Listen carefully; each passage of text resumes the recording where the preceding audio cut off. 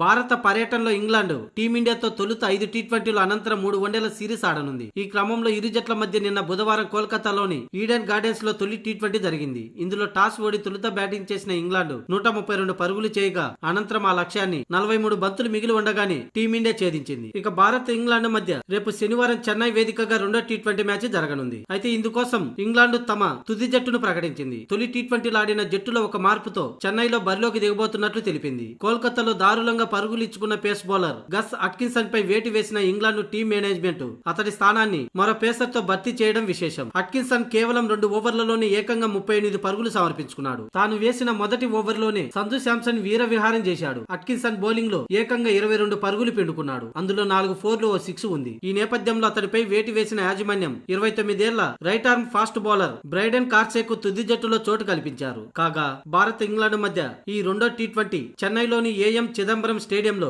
భారత కాలమాన ప్రకారం రేపు రాత్రి 7 గంటలకు ఆరంభమవుతుంది.